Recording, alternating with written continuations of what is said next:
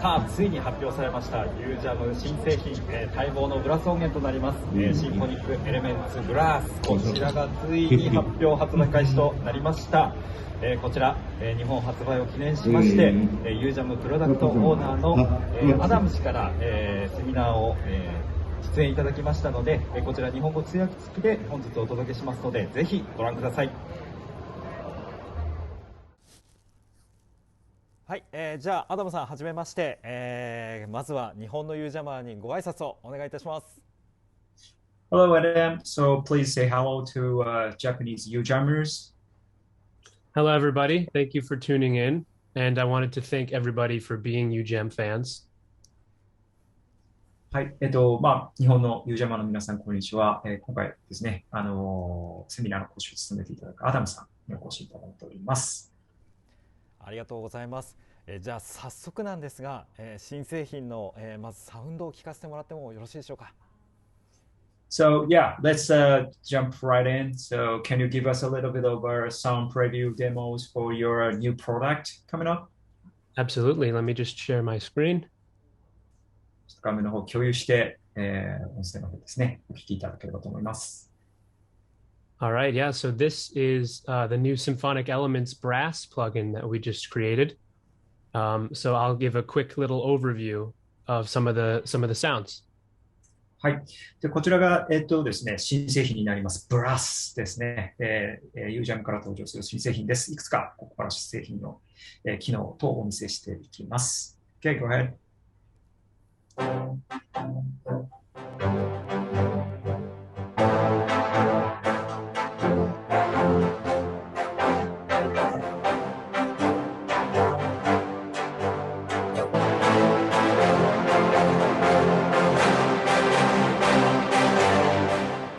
And so a lot of the parts there are rhythmic parts and long parts. So this is a rhythmic one. I'll step through a couple of examples though.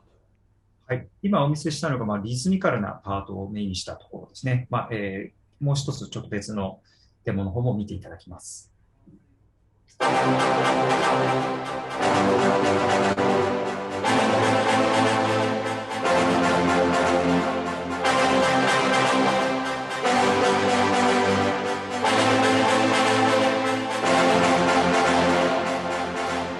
And then a lot of the parts actually have melodies in them, motifs. So I'll now play some examples of those.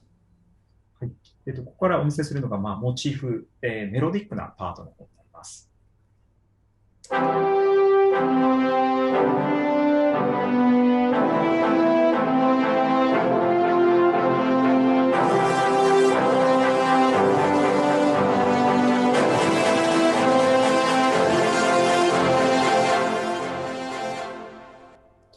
And then I'm going to also show some examples of sustains or swell sounds. So some of the sounds are more sustained and longer.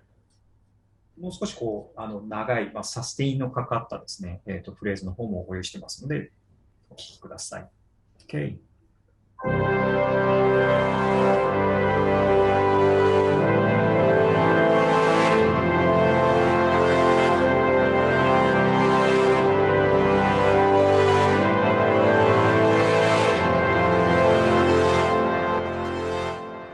And then here we have an example of the classic BRAAASS sound. That's the infamous sound from Hans Zimmer. で、最後にお聞きいただくのが、ハンス・ジマーさんですね。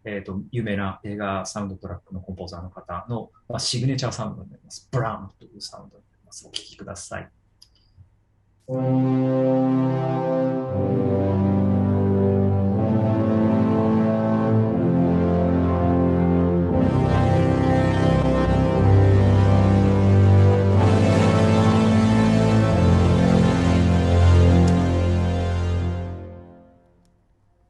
And then, so there are also some more creative sounds in the plugin.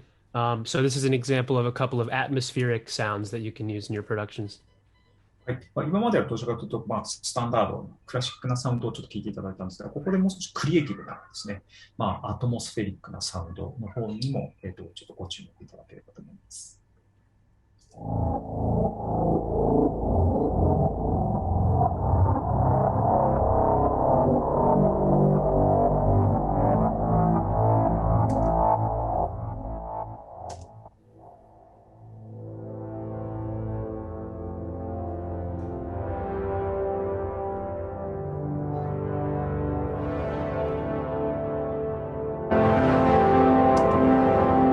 very, very cool ambient sounds in the instrument as well. But so there are also more creative and modern sounds in the plugin. So for pop and electronic music, and typical songwriters and producers would like this too. はい、次お聞きいただくのはですね、よりモダンなサウンド、ポップソングですとか、ダンス的なエレクトロニックサウンドに、合うような、こういったサウンドの方もご用意していますので、お聞きください。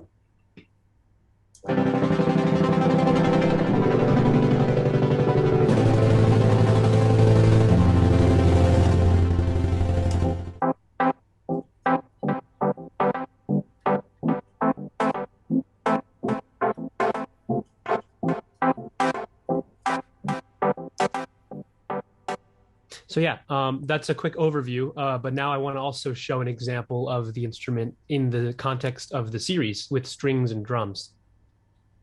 じゃあ今、デモ的なサウンドをお聞きいただいたんですけども、ここからはさらにちょっと楽器ごとにですね、より文脈的な部分がわかる、コンテクストが見えるような各サウンドをちょっとお聞きいただければと思います。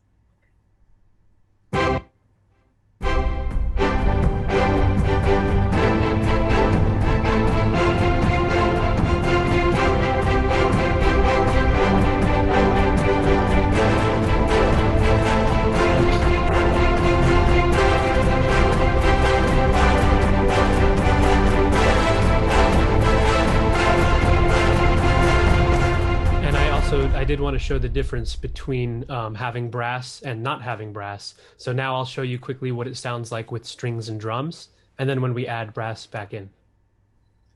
で今のところですね、ストリングス、ドラムスと合わせて聴いていただいたんですけれども、それぞれをちょっと別々に鳴らしながら、ブラスの方を加えていくというところをお聞きいただければと思います。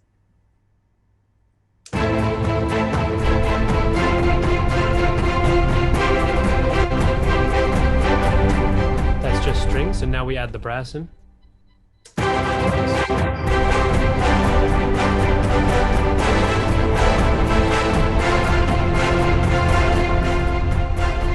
Much fuller. 最初がストリングスだけ、あとがそのブラスを重ねたものですね。Sorry, go ahead. That's all I meant. Yeah, yeah. It's just a much fuller sound with the brass. I wanted to just show the example. Yeah. ブラスが加わった方がよりこう膨らみのある豊かなサウンドになったのでお分かりいただけるかと思います。Yeah, so I think that's a good overview of what it can cover, and maybe we can dive into the next steps here. はい、今お見せしたのが、ブラスでできることになるんですけれども、ここからじゃあさらにですね、先にちょっと進めて解説をしていこうかなというところでしょうか。はい、ありがとうございます。まさに3つのプラグインだけで今鳴ってたっていうのがね、信じられない重厚感だったと思うんですが、じゃあここから早速GUI をベースにですね、ちょっと機能の方の解説をお願いしていいでしょうか。So it is very amazing. It's just three plugins, just playing together. So it's so big sound. So let's get into the more in details about BRAAASS based on the GUIs. Can you talk a little bit more details on each sections? Absolutely. Yeah. So for those who are familiar with strings, the layout for BRAAASS is pretty much identical. It is a little different from drums because of the nature of the instrument. はい、で、このブラスシリーズの方、ブラスはですね、このいわゆる、シンフォニックエレメンツシリーズ、おなじみの方であればですね、なかなか馴染み深いインターフェースになっていると思います。ストリングスや、ドラムとはちょっとタイプは違いますけれども、似たようなインターフェースの構成になっています。Yeah, so the largest difference between the two is obviously the instruments under the hood. So brass includes French horns, trumpets, trombones, tubas, and then cymbassos as well. So there's a huge brass ensemble in the instrument. で一番大きな違いはですね、もちろんこの、使われている楽器ですね。トランペットをはじめトロンボーン、チューバ、などですね、非常に多種な、ブラスの楽器の方が収録されている、インストゥルメントになっています。Yeah, so like with the other titles in the series, you have a division of the low and high parts here. So you can view this as two different parts to the instrument. はい。で、先ほどお見せしていただいたストリングスと同じでですね、シンフォニックエレメンツシリーズ、大きく、低いパートですね、ローパートと、ハイパート、見ていただいている通り、ローブラス、ハイブラスという書き方がされていますけど、この2つのパートを使って、操作をしていっていただく形になります。Yeah, so every style that was composed for this instrument has pieces designated to the low and high parts, so you can turn them on and off, and you can also crossfade more between either side. で、それぞれですね、左下のスタイルというところで、ローパーツとハイパーツごとのですね、楽器の、スタイルというのを組み合わせて、それぞれいただけるようになっています。で、さらに真ん中のちょっと下のところにあるですね、ところで、どれだけローパートの方に振るか、ハイパートの方に振るかというのをここで調整していただけるようになっています。Yeah, and then before I dive into the effects, I will explain this shape control. So this is new to brass. It's similar to the control in drums, but it behaves a little differently, and it affects the transients and the attack time of the samples. はい。で、こちらですね、さらに細かいところに入っていくところの前にですね、こちらの、真ん中の左側のセクションにありますですね、シェイプなどで、いわゆるアタック感の入り方というのも調整していただけるようになっています。And I'll just play a quick example of that to show you.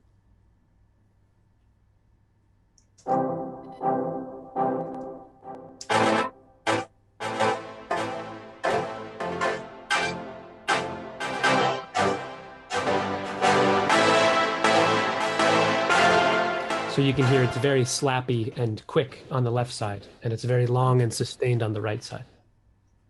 なので、このシェイプの形をですね、調整していただくことで、よりバシッというですね、アタック感のあるサウンドから、よりゆっくりと音程が入ってくるサウンドまで、右に振っていただくほど、ゆったりとした感じで音が入ってくるっていうのが、これでお分かりいただけると思います。Okay. Yeah, so also consistent with the series, we have character and motion effects on each side of the instrument, and they're the same in both sides, but I think I will just run through some demos of character effects. The characters just change the tonality of the sounds, the qualities of the sound, before you move on to the movement effects. はい。で、さらにここでですね、2つのエフェクト、キャラクターエフェクトと、エフェクスですね、キャラクターエフェクスとモーションエフェクスについて解説したいと思います。で、キャラクターエフェクスの方はですね、サウンドの実際のトーンに影響するエフェクトになります。いくつかここからデモでお見せしていきます。これは、ちょうどその後ろのですね、モーションエフェクスの前にかかるエフェクトになっています。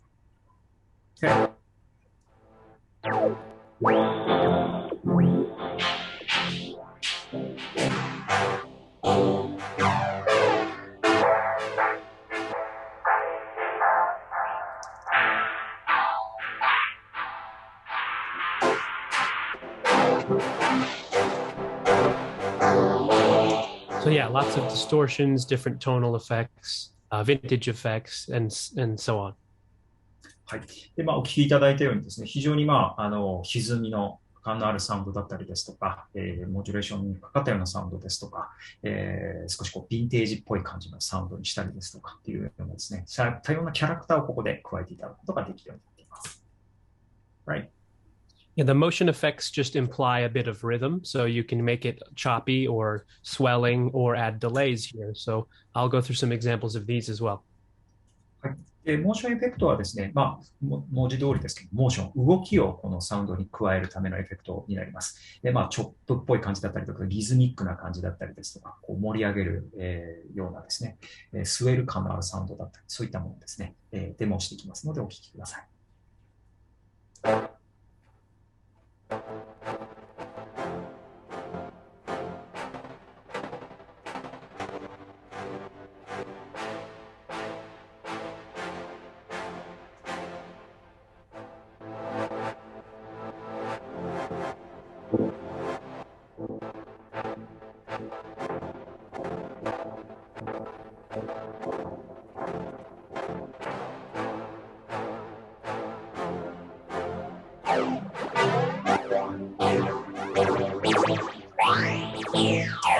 So yeah, lots of effects that can imply a bit of movement and make the parts a little bit more interesting in your productions. はい。モーションエフェクトのですね、デモをお聞きいただきました。よりサウンドにですね、時間軸的な動きが加わることで、より、アアテンションをですね、光るサウンドになっているかと思います。And so I'll move into the middle section here. Both sides, like I said, are the same. So the modules you see in the character and motion effects are available on both sides. So that's all the same. So now we'll take a look at the middle. はい。で、今説明していたのはですね、ローブラスですね。低い方のパートの話ですけれども、これ左右でキャラクターエフェクトとモーションエフェクト、シェイプなどのですね、コントロールは、同一になってますので、次にじゃあ真ん中のセクションの解説に移っていきたいと思います。OK。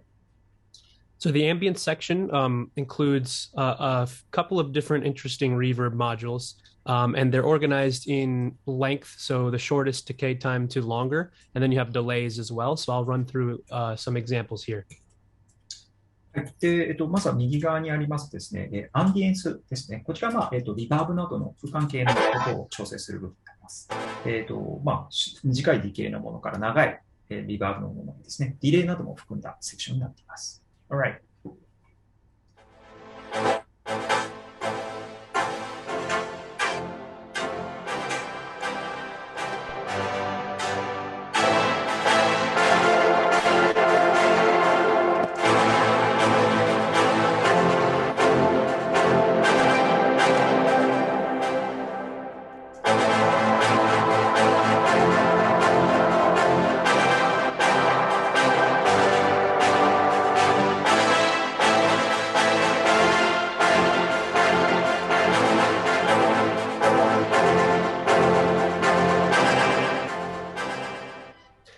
So now we will take a look at the finisher. If you're familiar with UJAM products, I'm sure you've heard of and maybe even have used a finisher. There are unique effects modules, so very unique combination of effects for every preset. So you get very interesting results. で、真ん中のですね、本当にセンターにある、コントロールになります。こちら、フィニッシャーですね。他のUJAM 製品をお持ちの方であれば結構馴染み深い、セクションではないでしょうか。いわゆる最後の音にですね、かかる様々な、ユニークなですね、キャラクターを加えてくれる、セクションになっています。ここからもいくつかお聞きいただければと思います。OK。Yeah, so they're organized by category, and the first one is master. So they're very subtle. So I'm not going to show examples of these. They're more so to enrich the sound very slightly. The more interesting effects are in the next sections. So I'll start with the move section, which again is very rhythmic. はい。で、一番上のところにあるですね、マスターは、いわゆるマスタリングのセクションになっていますので、ここはちょっと割愛させていただいて、より動きをですね、演出するための次のセクションから、ご覧いただければと思います。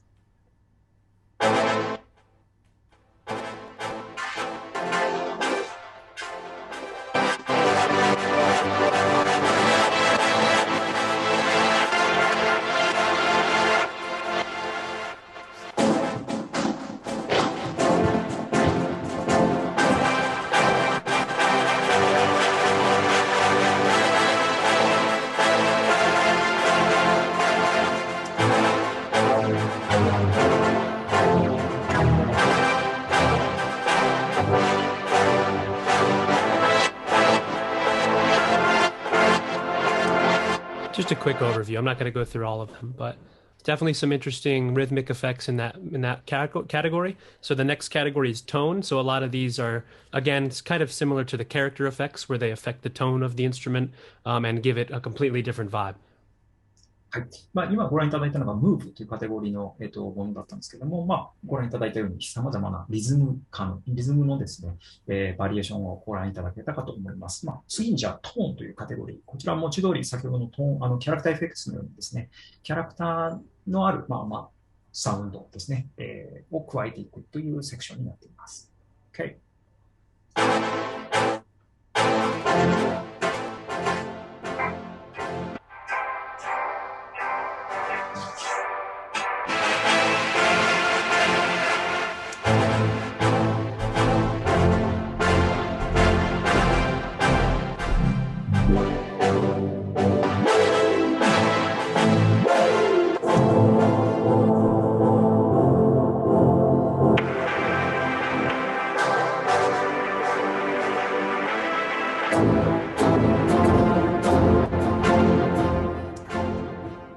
Yeah, a lot of them are very extreme when they're at max and I'm switching through them. So I tried to show a little bit of the gradual element, but those are tone. So I'll move on to glitch now. So the glitching section, it's rhythmic, but it's more choppy than the move category. So it's a lot of trancy kind of effects and glitchiness. So I'll show some examples of those.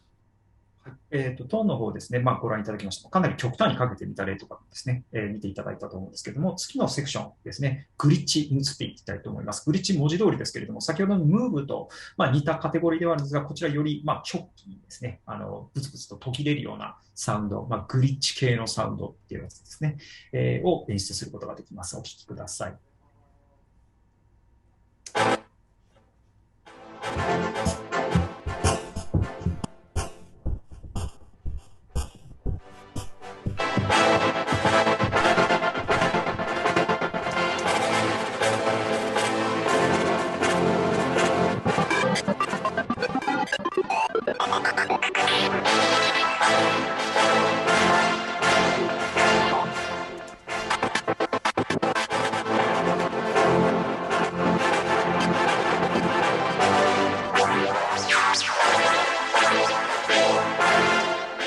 So you get a lot of crazy, I actually went a bit into the next category, but you get a lot of crazy effects with the glitching, and it actually gets even more intense in the beyond category. This category is where you can expect things to get a little crazy. はい。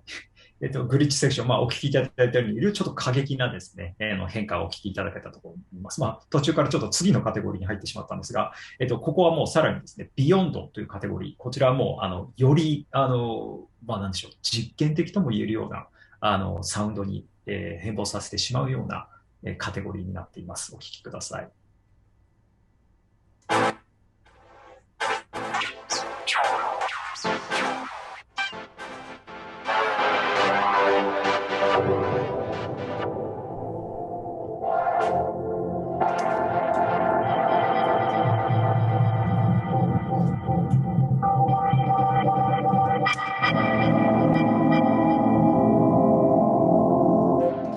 So yeah, a lot of the beyond modes are pretty good for turning brass into other instruments. So you get a lot of pad sounds or atmospheres from those. Beyond is basically for if you don't want it to sound too much like brass. 今お聞きいただいたように、ビヨンドセクションの方のフィニッシャーをかけていただくと、もう完全にもうブラスとは別のサウンドになっているのがお分かりいただければと思います。なので、アトモスフェアリックなですね、パッド系のサウンド、逆に言うとこれを使ってブラスっぽくない、サウンド、ブラスとは全然違うサウンドにしたいというような場合に、使っていただきたいカテゴリーですね。はい。Yeah, so that's an overview of the creative effects, but there are a couple of more technical effects that are helpful to use in your production. So similar to the shape control, we have focus EQ and highlighter.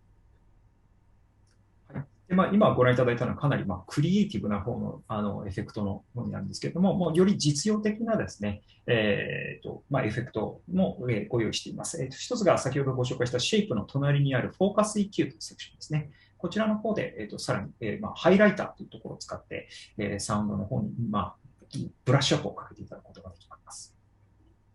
So now I'll show you an example quickly of what the focus EQ and highlighters do. But so the focus EQs are a bit more subtle than the highlighters. So you have separate control over the focus EQ for the low and the high side here. So I'll do a quick demonstration of the small changes that happen when you adjust that slider. はい。ハイライトに比べてですね、フォーカス EQ の方はより、なんでしょうね。より微細にかけていただくというか、細かくかけていただくタイプのエフェクトになっています。それぞれのちょっと比較も含めてお聞きいただければと思います。Okay.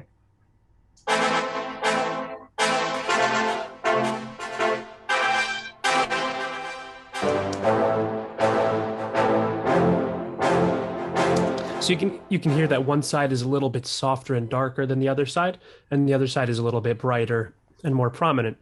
So it's very useful to use these in combination with one another. You can make one side of the instrument stand out a lot more than the other, and vice versa. はい。今、簡単にですが、お聞きいただいたようにですね、一方の方に、フォーカス EQ を振っていただくと、よりソフトで、ちょっとダークなサウンドに逆方向に振っていただくことでよりですね、明るくて、トーンの高い感じのサウンドになっているのがお分かりいただけると思います。なので、ローブラスと、ハイブラスの方ですね、それぞれバランスをとっていただくときなんかに、非常に便利に使っていただけるんじゃないでしょうか。片方をより目立たせたいという場合ですね。And then, so the highlighter is actually a master effect, so it affects both of the sides at the same time. And this is much more drastic. You'll see this in some of our other instruments. Basically, turning it to the right causes things to be high passed and a bit more bright. And then turning things to the left basically filters out the highs and makes it much darker. So I'll show you what that sounds like. はい。で、ハイライターですね。他のいくつかのUJAM製品の方でも用いられている、エフェクトではあるんですけれども、右側に振っていただくことで、いわゆるハイパスがかかったようなですね、サウンドに、より、振られていく。逆に、左側の方に振っていただくと、今度はローパスがかかることで、よりダークなサウンドの方になるというような調整をしていただけます。よりドラスティックにかかるエフェクトです。Okay.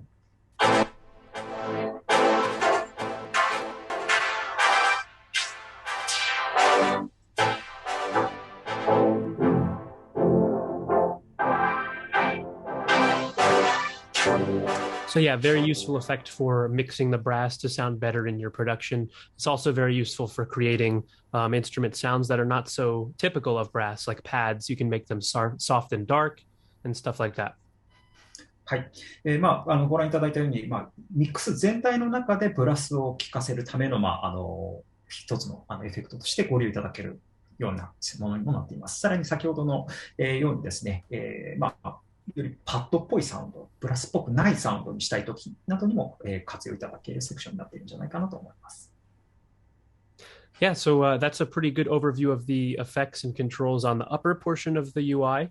So now I want to take a quick look at the bottom, because this is where you control the phrase player. This is where you control all of the styles of the instrument. はい。では、トップパートのですね、エフェクトなどのセクションに関してはこれぐらいにして、さらに下のですね、フレーズを実際に作っていくためのコントロールのセクションの方を解説していきたいと思います。Alright. So in this menu, you have all the different styles. A style is a group of phrases. So basically, you can think of a style as pretty much a song or a part that the brass section is playing. So we have them organized into categories that are useful for you. But you pick a style here, and then you basically can go through this keyboard here to pick a phrase of that style. はい。で、一番左側にあるですね、スタイルっていうのが、一番この、ブラスの根幹になるような、セクションになっています。カテゴリーごとにこういった形で分かれていまして、これをピックしていただくことで、一つ一つのですね、この、スタイルの中に、いくつかのですね、フレーズのグループが収録されています。言ってみれば、ここで、メロディーや、フレーズを組み立てていっていただくための、部品が入っているというような状態ですね。And in general, the phrases increase in intensity. So as you go from left to right, they'll get louder, more prominent, and stronger. So the first phrase is always the weakest one, and then the last one is always the hardest and more aggressive one. So I'll show you a walkthrough example. はい。で、一番この左側のキーボードのセクションですね。ここに、フレーズがそれぞれアサインされるような形になっているんですけれども、一番左側ですね、の最初のものが、よりおとなしいフレーズで、右に行くに従って、どんどん激しく、極端なサウンドのダイナミクスになったりですとかというようなフレーズが出来上がってきます。今からちょっとそれをデモしてお見せしたいと思います。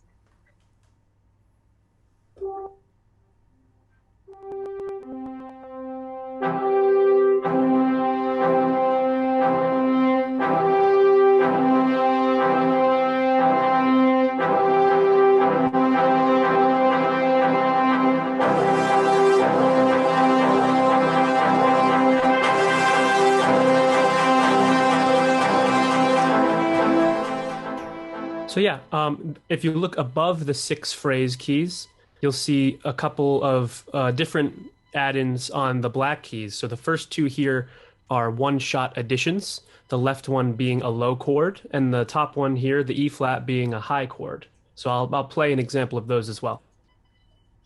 で6つのですね、これらのフレーズのキーに加えて、上の、段、いわゆる黒鍵に当たる部分ですね、こちらにはより特徴的なワンショットのフレーズが、含まれています。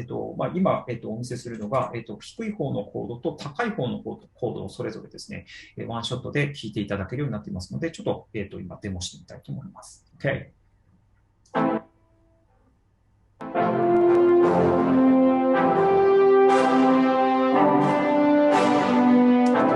And you'll notice they were a bit loud. That's because I was clicking on them. If I played them on a keyboard, they're actually velocity sensitive, so it can blend in much more easily with a MIDI keyboard. はい。で、今お聞きいただいたようにですね、いわゆるこのワンショットでこう入ってくる、低いコードと高いコードというのをお聞きいただきました。今ちょっと実際マウスでクリックして音を出しているので、均一に出ちゃってますけれども、基本的には MIDI センシティブなものではあるので、ベロシティに応じて音量というのはより調整しやすくなってますので、ぜひキーボードで、弾いてみていただくことをお勧めします。And then the last two add-ons here, the F sharp and G sharp keys, these control a crescendo add-on. It's a trumpet crescendo, and then the other one is the same crescendo but half time, so it's quicker. And so I'll play an example of that as well. はい、で次にお見せするのがですね、クレッシェンドの、ワンショットパートですね。これは、それぞれ F シャープと G シャープのキーにアサインされています。それぞれちょっとですね、タイプの違う形になってますので、ちょっとお聞き比べいただければと思います。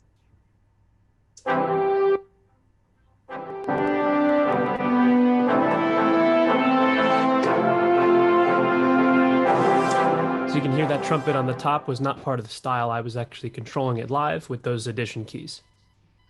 はい。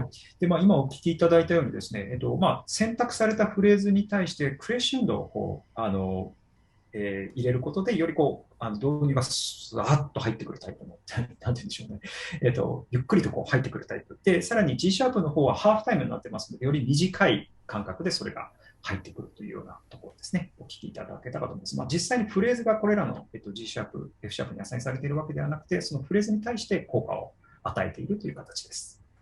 Okay. Yeah, and then the other two keys here, stop and end, basically control how you want the phrase player to stop playing. So if you click the stop key, it will end the arrangement in its tracks. And if you click the end key, it will do a sort of quick note ending, so it's not so abrupt or unrealistic. And so that concludes this whole section. This section is all of the controls for each style. So every time you change a style here, what's happening behind these keys is changing, although the functions are all the same. で最後の2つのキーですね。So that's the B flat and B key that you're referring to as a stop and end key. Yes. で最後の2つのキーですね。は、ストップキーとエンドキーと呼ばれるものです。ストップキーはもう本当にただ単にそのフレーズ、鳴っているフレーズを止めるためのキー。で、エンドキーの方はですね、同じく止めるんですけれども、よりフレーズの最後のところのノートをテイルオフするような形で止めてくれるので、いきなりピタッと止まってしまうようにですね、不自然さがなく止めることができます。そうですね。それぞれのフレーズに対してアサインされるものはもちろん変わってくるんですけれども、それぞれのノートの機能というのは同じになりますので、どのフレーズを選んでいただいてもですね、スタイルを選んでいただいても、機能的には全て共通という形になっています。Right. Cool. So yeah, again, this whole keyboard layout is exactly the same as it is in strings. So the behavior is all the same. So we'll move to this middle section here called bass notes. So what this does is while you're playing chords in the play range, you can actually tell the instrument if you want it to play a different bass note. So the lowest part of the phrase, the bass part, will actually change according to what you play here. So I'll give you an example of that as well.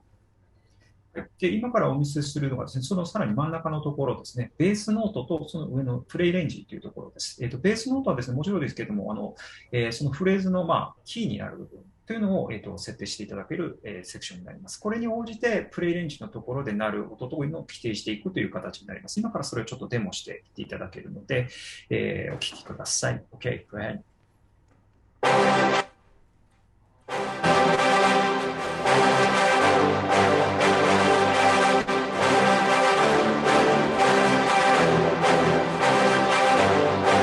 So you can hear that low note changing as I adjust it there, and you can actually see on the chord reader over here that it does play different. It shows you the bass note when it's different. はい。で、今お聞きいただいたようにですね、ベースノートの方が変わっていくことで、それぞれそのサウンドのですね、コード感というのも、どんどん変わっていくというのが、お聞きいただけたかと思います。実際に鳴っているコードというのがどういったものかというのは、ベースノートとその、プレイレンジのところの組み合わせに応じて、右上の、まさにコードというところに表示がされます。こういった形で変化がすると。Okay. Yeah. So the last part of this keyboard section is just the play range. So this is where you could play chords that you want to play. And you can play any chord you want here. And it'll interpret that and play the chord accordingly. And it'll also show you the chord that you're playing. はい。で、プレイレンジの部分ですね、文字通りですけれども、コードをここで弾いていただくことで、それぞれの、いわゆるブラスのサウンドとして、ここで、実際の、コードとして発音させるための、キーを指定していただくという形になります。右上にその選択した、ノート、つまりコードですね、が、どういったコードかというのを確認しながらですね、演奏していただくことができるようになっています。And then you can also, same as per usual in UJAM instruments, you can select a key for your song. So if I'm writing in the key of C major or A minor, I could select this. And what this does is it's actually a useful tool for beginners who are not familiar with music theory, because anything you play in the key range now will be adjusted so that it sounds good within C major. So you can't play anything that'll sound awful when this is selected. はい。で、一番右側の、セクションですね。キーというセクション。文字通りですけれども、その曲のキーを設定していただける、セクションになっています。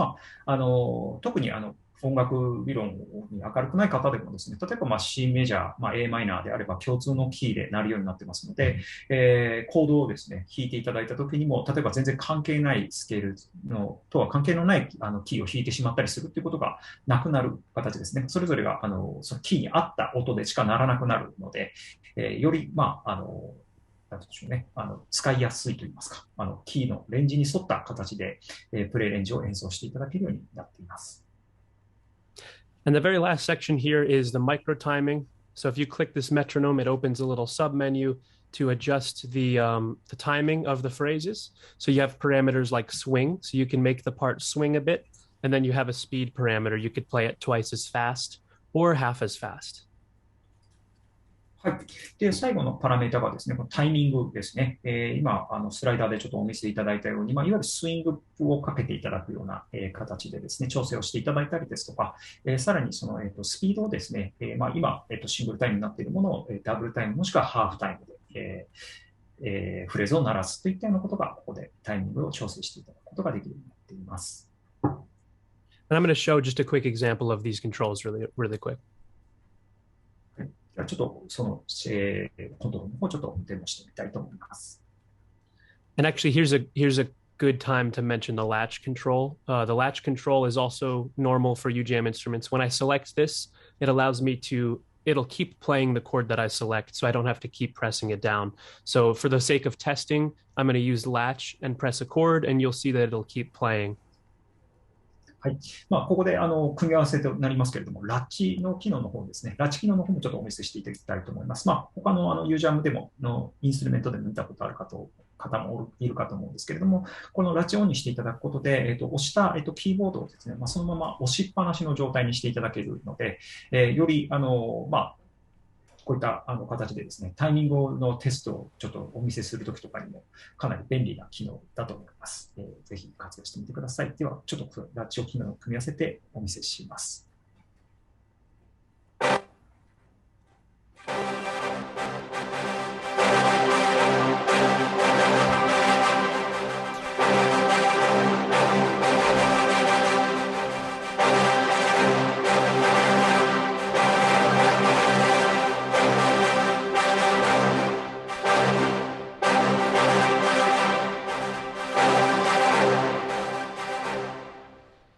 So yeah, that is a solid overview of, I think, every single feature here, except for maybe the top. We can look at the top really quickly.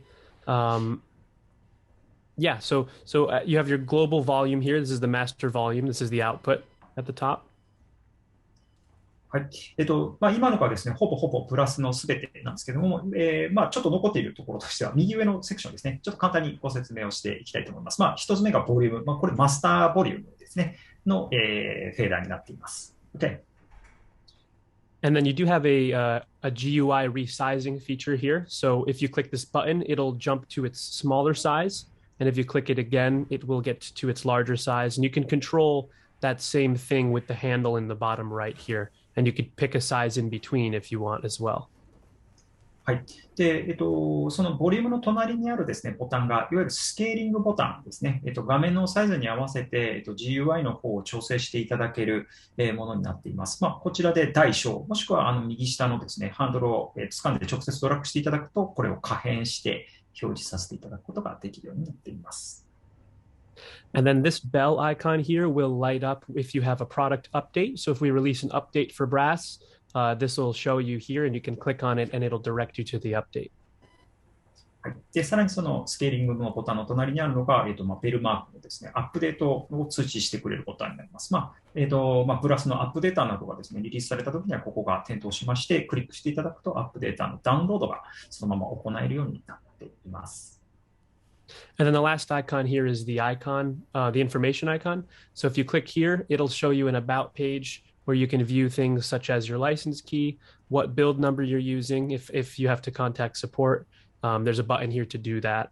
And it links to other things such as our product website and the user manual. And you can also see who was involved in the creation of the instrument.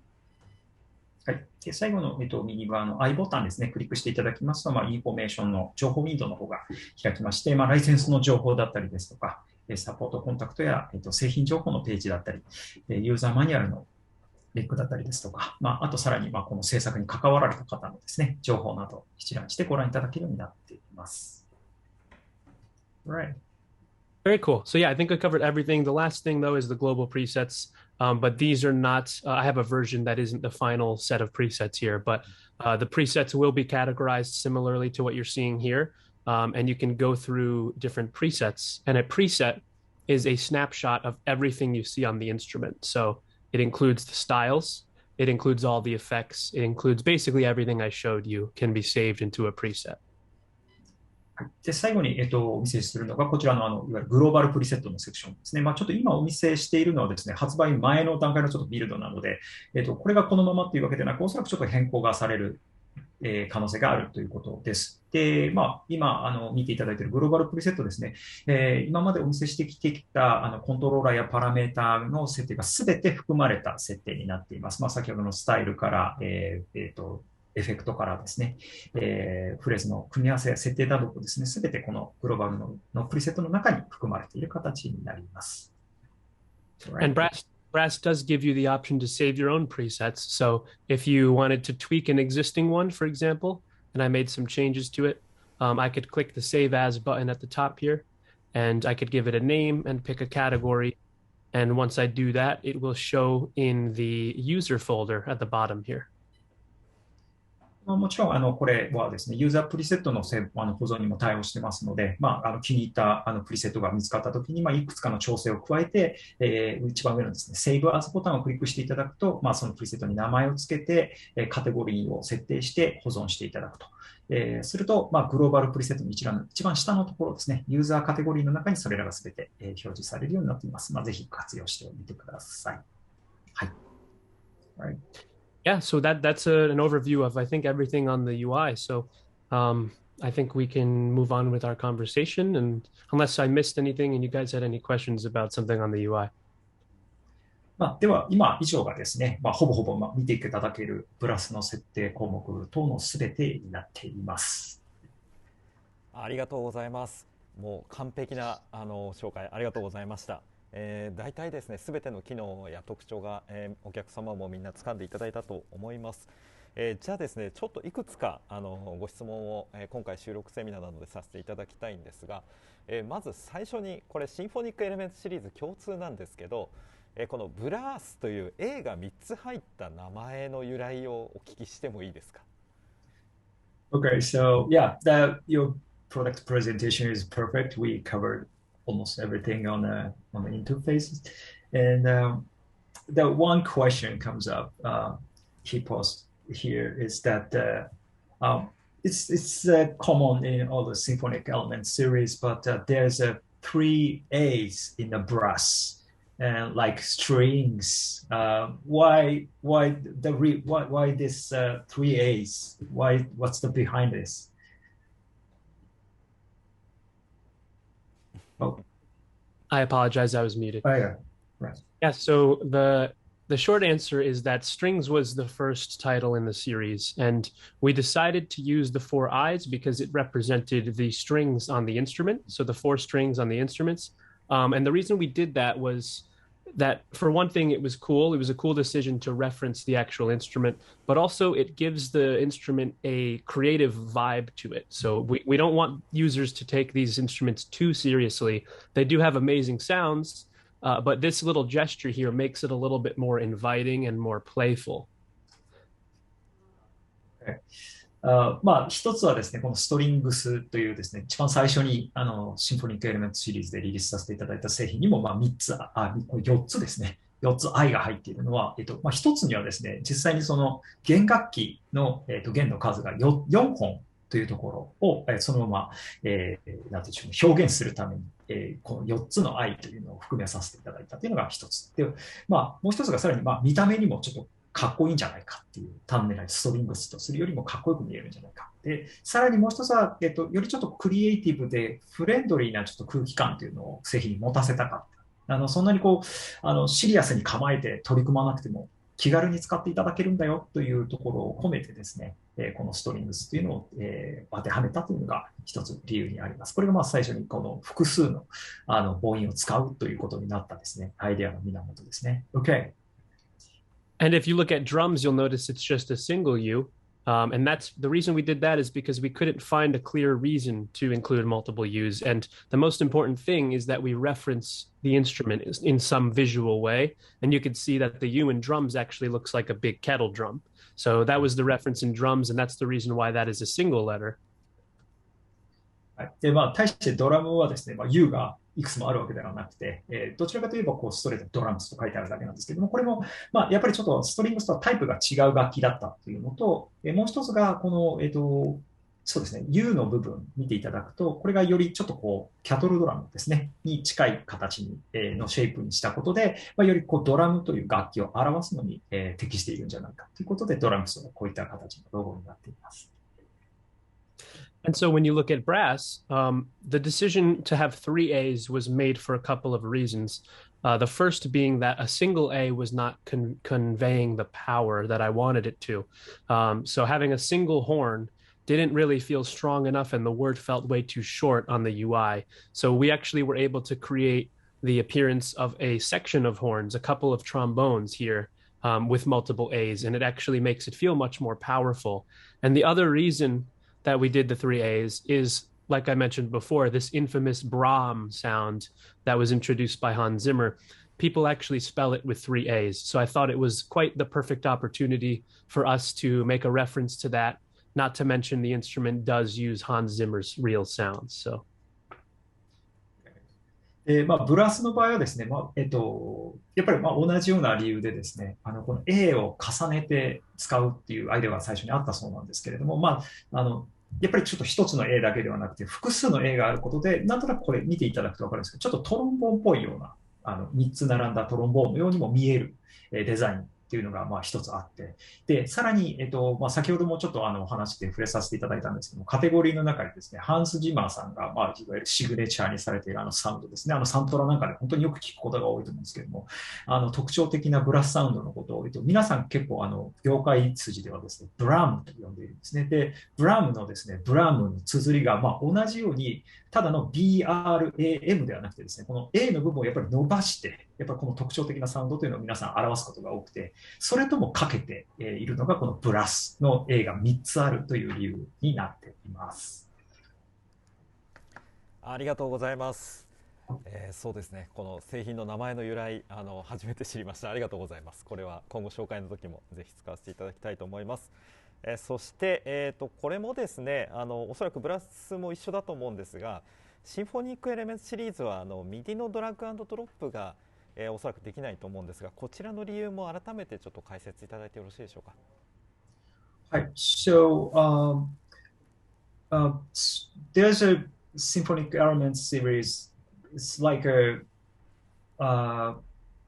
it's like the same as with all this Symphonic Elements series that it doesn't support MIDI drag and drop function. What is the reason behind this? Yeah, so it's actually a technical restriction. So if you look at the instruments under our catalog that do support MIDI drag and drop, they're created in a much simpler way. So you have two different cases, either the instruments such as the virtual guitarist or the virtual bassist, where it's a single instrument mapped chromatically on a keyboard, or you have drummers and instruments with multiple sounds where each sound is mapped to a single key, like the virtual drummers or the beat makers. So that allows us to create phrases, and it allows consistency. When you drag the MIDI out, those mappings don't change. So when I switch styles with a MIDI out, it will still sound good, it'll still play the right parts. But it's different in symphonic elements because of how we create the phrases. And I'll explain in a bit. I'll give you a chance to translate. Okay. Alright.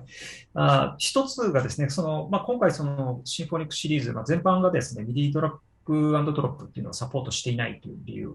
一つがですね、他の、UJAM インストゥルメントとはちょっと違う構成になっているのが、あります。他の、例えばですね、バーチャルピアノやバーチャルギタリスト、ベースなどをですね、取り上げてみると、一つの、インストゥルメントですね、一つの楽器に対して、同じマッピングが使用されている。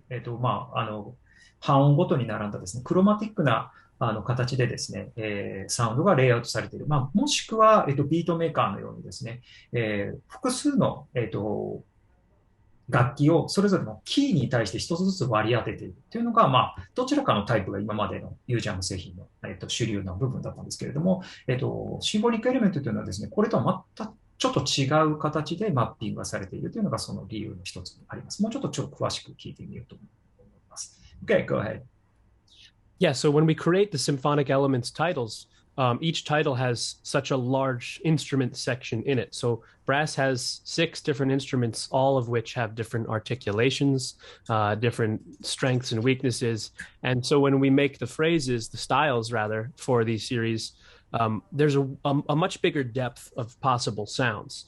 And so basically, if you switch from style to style, you could have instrument mappings changing. So one style might have trombones and trumpets, and the other one may not. So if we did have drag and drop on here, and a user dragged out the phrase, and then they changed the style, they would be left with something that is not quite useful and something that we cannot ensure sounds impressive.